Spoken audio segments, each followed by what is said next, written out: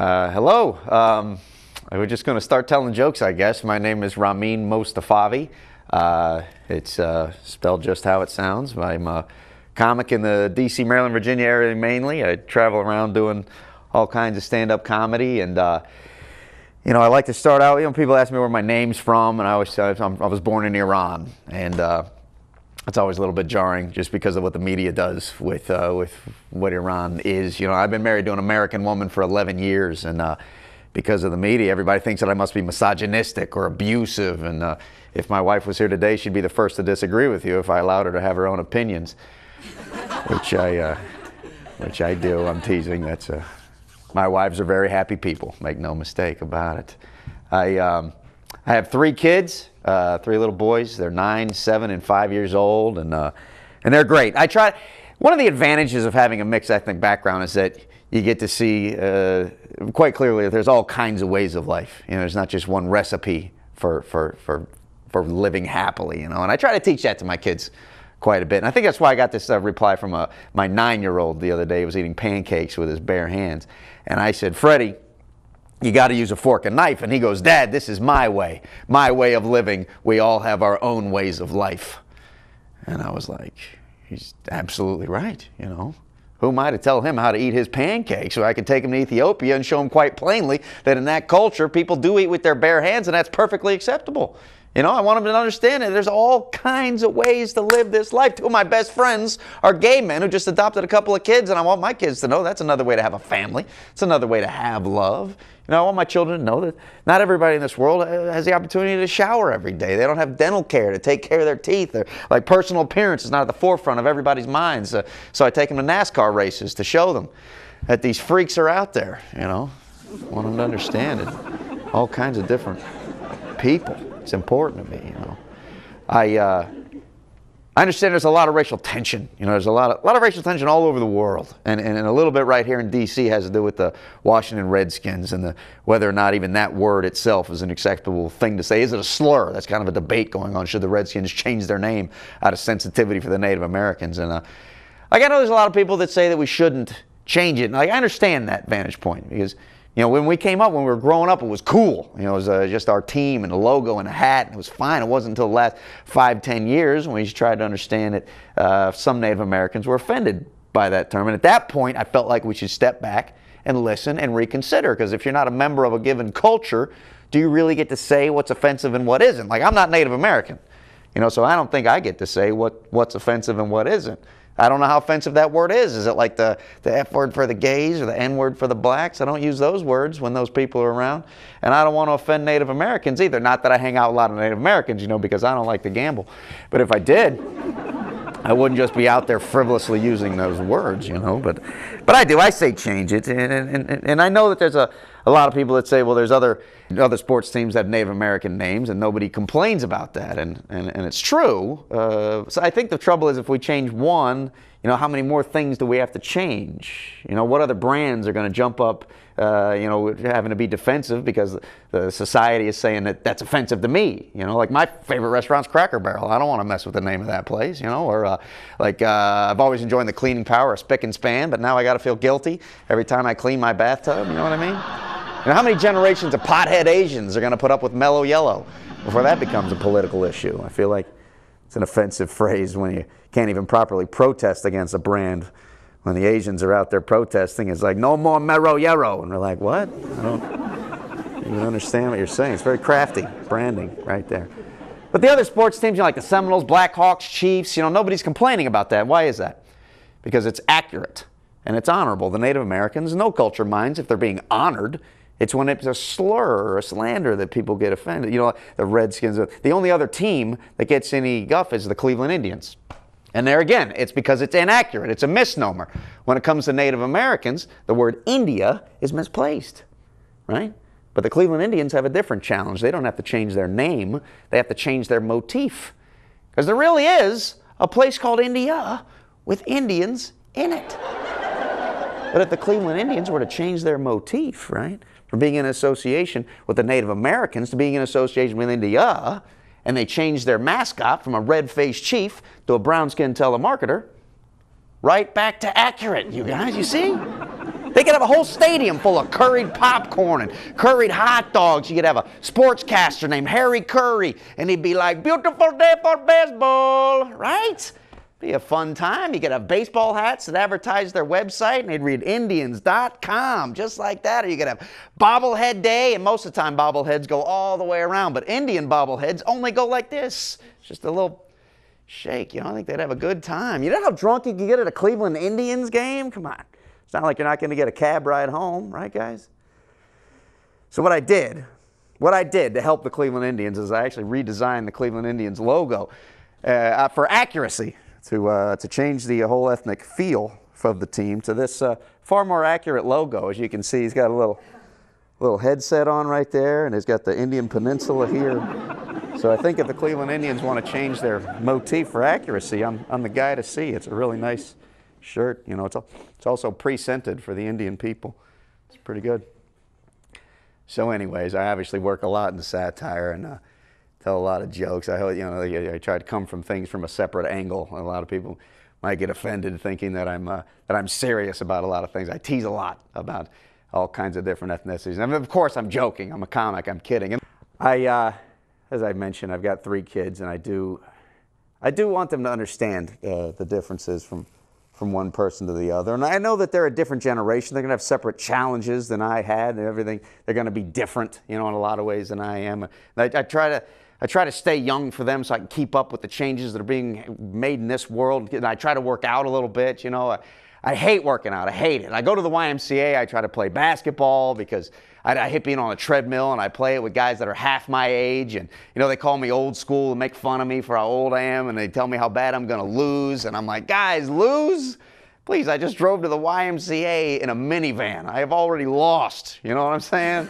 Like, it's over for me. You know, or they'll make a jump shot and like talk smack to me about things that are important in their life, and they'll be like, boom, that's why the ladies love me. And I'm like, okay, man, that means nothing in my life. You know, I'm 38, father of 3. I'll make a jump shot and be like, boom, my 4th grader reads at a 5th grade level. What's up? What's up? Oh, I ate salsa and I didn't get a stomach ache. What's up now? They get very upset about that kind of chatter. But my oldest boy, he's 9, and he's starting to, you know, become like a boy, like a real person, and he's jumping into the generational things that even I did, where you redefine words in the language to create your own lingo. And 2 words that he's using now that really annoy me or misusing. He uses the word literally all the time.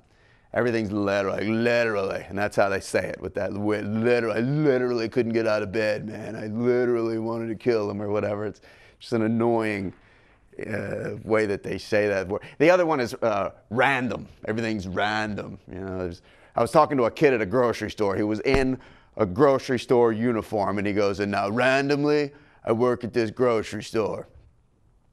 And I was like, kid, did you apply for a job at this grocery store, you know? And did they call you back and give you a job? Yeah, that's a specific occurrence. That's how that goes. Not random at all. It's not like you put your name into the sorting hat from Harry Potter and it was like, likes to organize and sweeps the floor. He'd be good at the grocery store. You know, that's a random occurrence. And I think I'm actually going to end right there, if that's okay with you guys. My name's Rahmein, and I enjoy not getting laughs when I do comedy, so this worked out pretty well. Pretty cool. Hello, and welcome to another edition of Potluck, your everything and anything talk and entertainment TV show.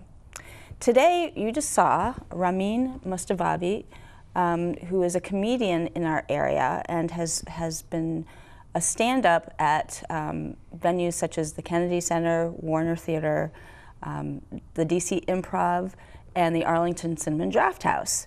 He's also been on Fox TV, PBS, and Sirius Radio FM. So welcome to the show. Thank you. Thanks for having me. You did a great job. That was hysterical. Awkward, yeah. I'm sure you had people laughing so hard that their stomachs were hurt. I hope, you know, we do what we can. But, yeah, normally stand-up's a little better when there are people to respond to the jokes, and definitely a couple of them where I was like, this just sounds like I'm a racist right now, without laughter in the background. Right. Yeah.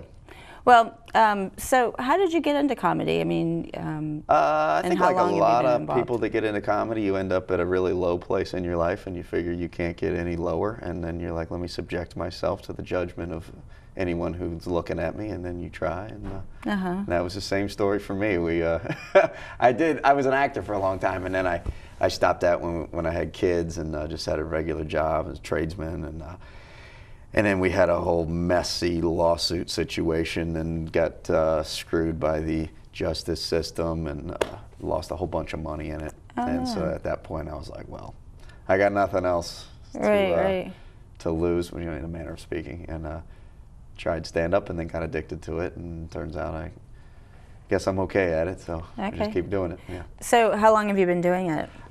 Just over 4 years now. Okay. And how does one become a comedian? I mean, like, how do you like push yourself to get into venues to be able to be at like the Kennedy Center or DC Improv? Right, you definitely start with open mics. There's a very strong open mic scene in the DC area. Now it's, thanks to guys like Sean Joyce and Kurt Shackelford, there are mics all over DC every night of the week now. So depending upon how much freedom you have in your personal life, you can get out there and do it. I have a few more restrictions than a lot of guys that I work with because I have 3 kids and day job and wife and all that. So I get out as much as I can. But my angle is I produce shows as well. To legitimize this hobby. Make a little bit of money at it, so I don't feel like just an irresponsible father going out telling jokes for no money. Right. So is the Cool Cow Comedy.com part of that scenario? Cool Cow Comedy is my production company. Okay. And it's also my own personal.com, because my name is Rahmein Mostafavi. That's a silly.com. So I had to come up with something anyway, but it helps that there's a production company attached to it. My wife and I run it. I generally host all the shows, and we do once or twice a month in Lorton at the old prison, and once, maybe twice a month in Fredericksburg, where I live, at a hotel out there, and then sporadically wherever else. I have a weekly show at the Arlington Cinema Draft House every Thursday. Oh, okay. Well, that's good to know. I have a lot of friends that go there. Yeah, so I'm sure they've seen you. $5 on a Thursday. Yeah. So, Cool Cow. Yep. How did you come up with that name? That name is just because I'm a baseball fan, and the Chicago Cubs are my team, and holy cow is a phrase in that world. And so I was trying to teach my oldest boy, now he's 9, but he was 3 at the time. I was trying to teach him how to say holy cow, and he just kept saying cool cow for some reason, and it just became a thing. And when I was coming up with a name, I just thought it was cute. Cool Cow. Yeah. Yep. Yeah, that's pretty cool. Thank you. So what is, what's your future of comedy look like for you, like in the next, Who knows? I didn't, years? to be honest with you, I didn't necessarily expect to be doing it this long. Just kind of jumped in to see if it was any fun and see if I thought I could make any money at it. And I remember one of the first open mics I did, I asked one of the more experienced comics, is there any money in this game? And he basically said no. I was like, oh, damn. But I managed to figure out a way with the producing, sort of keeping me going for when you get your gigs. And I have a club. I do relatively well, I think, as far as what I know about what a lot of comic schedules are. I do well. I get hired quite a bit, and places like the DC Improv will put me up. I just did New Year's Eve with them. It's just a fantastic club. You can't. I don't know that you can beat the DC Improv. It's just an amazing place to tell jokes, and of course the people there are amazing. And Arlington Cinema Draft House is another amazing place, but in a different way. It's just a different feel there. And there's a club in Timonium, Maryland called Magoobies that also is quite good, and all the Funny Bones. So there are ways to stay busy, but there's not so much work for a guy that wants to stay with his family, that it keeps you busy all the time. So that's why I started producing shows too, so that I could sort of create my own doors and be able to open my own doors. Right. And it's worked out pretty well. I don't compromise on show quality. I try to make sure that I'm hiring people that I think are funny, and that I have a set that seems real. I try to put on a real show. I have a theatrical background, so I don't like to compromise on how things look. I want it to feel like a real club anywhere somebody is, whether in a hotel or they're in an old prison. I want them to feel like we came to a comedy club tonight. Right. And, I've had the pleasure of working with some of the best comics in the country. And at this point, I have guys coming down from New York or across from LA, or even comics right here in the DC area. Of some really strong comics here. So strong comics, like people have heard of them. In my price range of comics that I can hire, I'm not getting like household names at all, not even close. But some people that have appearances on late night television. Just had a great time with a guy named Mark Norman, who's he's the national touring feature with Amy Schumer. One of our hottest local comics down here, Jason Weems, and I have done several shows together. He's going to be on Last Comic Standing again next year. Jeff Mauer's an old friend of mine who lived in this area. Now he's a writer for HBO's Last Week Tonight with John Oliver. He just came down and did New Year's Eve in Lorton. So there's been some really strong comics coming through. And I think, based on the return clientele, that most people are pretty satisfied with the product, and I hope they continue to be. I certainly work hard to put on a good show. Oh, that's awesome. That's awesome. So have you ever, what are your challenges? Like, have you ever gone into a club where people are just not like laughing like you thought they would be laughing? Like you thought something was funny, but it was maybe not so funny? Have I bombed the joke? Absolutely, for sure. I mean, and sometimes I'll take what I think is like my strongest joke in a given demographic, given crowd, on a given day, whatever kind of day there's so many different aspects to what a crowd is on X day. Right. What happened in your life today? For all I know, you had some tragedy occur. Here's my best joke. Well, you don't care. And if there's a high percentage of people in a given crowd that have had a terrible day, maybe I'm not going to be as funny that day, or maybe I'm not their flavor. That's one of the complaints I get. Sometimes I'll get emails where they're like, "That comic's not funny, and I don't want to see him back again." I'm like, "Well, you didn't think he was funny, but guess what? Somebody else thought they were the funniest person they ever saw." So that and to me, it's like, does that same person call the National Art Gallery and go, "That artist is terrible. I never want to see that portrait in that museum ever again"? Because it's the same. A lot of people have a hard time seeing comedy as an art form, and it is. So I appreciate when people give me feedback, but at the same time, I really want people to understand that what they think is funny is not necessarily the overall definition of what funny is. I'm the same way. I have favorite comics, and I have comics that I can see are funny, but not necessarily my personal taste. So I always take that criticism with a grain of salt. Definitely, like the smallest grain of salt possible. Where I'm like, thanks for your feedback. As long as you had people laughing, other people laughing. I always tell them, other come places. back. Somebody else might be more suited to your sense of humor. So you've got 3 boys, and do your boys want to be a comedian, or do they follow your lead, or try to say, "Hey, Dad, here's a joke"? Oh What do you think? Oh, sure. They try to offer up jokes, and if they're watching, they're super funny guys. Great work. But yeah, I mean, everybody sort of almost. Anybody that thinks they have a great joke is going to approach a comic, because most people don't know a comic in this area anyway, and they'll go, "Hey, here's a thing, and if you want to use it," and it's a pretty common thing to hear. I've never actually used one, but it's a flattering thing for people to bring you comedy, whether it's my kids or somebody else. They've said on occasion, I've heard them say, "I want to be a comedian," and I think any kid would say that. I don't think it matters what my job is. I could be doing anything, and they would say, "I want to do that." Okay, well, that's awesome. That's cool. A son. Yeah. So, do you ever if you ever see like a comedian and they're talking about a subject, do you ever think of, well, this is how I would say it, or I would have done this differently, or do you ever take something like an idea and then just go with it and do how do you create your own your comedy? Well, or your satire. It's a multifaceted question and answer. I feel like am I heavily critical when I watch comics? I try not to be. I try not to just judge it as I'm watching it. I'm a huge fan of stand-up comedy, have been for years. Sometimes I look back and go, I can't believe I didn't try this sooner, because I remember watching stand-up comedy when I was, wee bitty, comic strip, and all that stuff. The shows that were on TV back when I was a kid, and so I appreciate stand-up comedy. I want to be able to sit around and belly laugh with the rest of the crowd, but there is still the comic in me and the part of me that sees it as a profession. So I a lot of times find myself studying the craft of what that comic's techniques are. Okay. Do I think about what different spin I'd put on it? Nah, I don't think I normally do. I think I'm normally just studying their way, their craft, and can I learn something from the way they're timing their beats, the wordplay. Okay.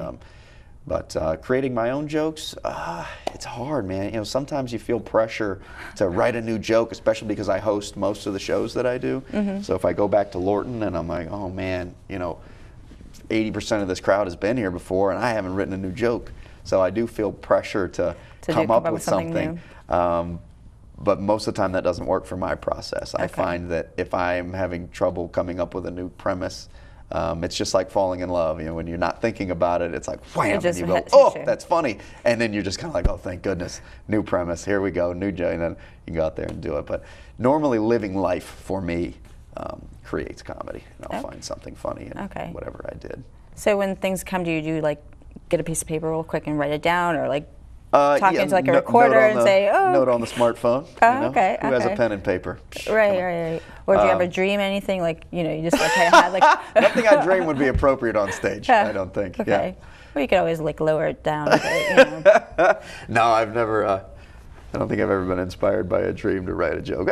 I tend to write a lot of heavily satirical stuff. I have my lowbrow jokes, like everybody does, and I have my family observation and all that. But most of the time, I end up somewhere in a political realm, somewhere in a societal realm, pro-gay humor that sounds like I'm anti-gay, or I'll do like this Redskins joke that I was just doing where I satirically present an alternative for the Cleveland Indians when really the message is, look how ridiculous this logo is, this mascot is right now. So I created another ridiculous satirical mascot to just go, look how dumb this is, guys. Do we have to have a cartoon Native American as a? So it's just, and I really want people to understand that I'm being satirical. It really is the rooms where I come off as too serious. Like they're like, whoa, he's just racist. That's what he is. I want it. That's never how I want to present myself. Right. I'll go on a rant about, I'll make some comment about the Jews, and I'm like, you got to understand, I'm kidding. Because if you don't, it's only evil if you don't understand the satire. That's why I try to make fun of the Iranian part. I make the little terrorist tease or whatever, because that's a lot of what I'm doing is just, here's what the media makes you think, and here's what I think people are. Right. Okay. But it can be a fine line. I try to be careful in there, but at the same time, I do like a little bit of the shock value. Okay. So what is your since you said you talk about like politics, what has been like the recent political stuff that you've talked about? Well, I wouldn't say that I do like day-to-day political commentary like a John Oliver show or a Jon Stewart or something like that. But overarching things that are happening for me, I'm a big. I don't like to say that I'm pro-gay rights. I'm pro-civil rights, whatever you are. Right now, there happens to be a gay thing happening. So I have a whole joke that I do that encompasses Chick-fil-A, and they're well known at this point for funding anti-gay rights, anti-gay marriage, and I have a joke where I encourage people not to go there. And I stand by it. And I know that of late they've retracted on that and say, oh, we're no longer going to fund it. Well, for me, it's too late. You don't get to throw $5.1 million toward the suppression of any group in this country and then go, no, wait, we're not doing that anymore, and then have me go buy your sandwich. I'll get my sandwich somewhere else. Wow. So do they, is there a thing like a comedian like festival or a place where like a bunch of comedians all over the place, all the time, all year long, sure. Okay. There's dozens and dozens.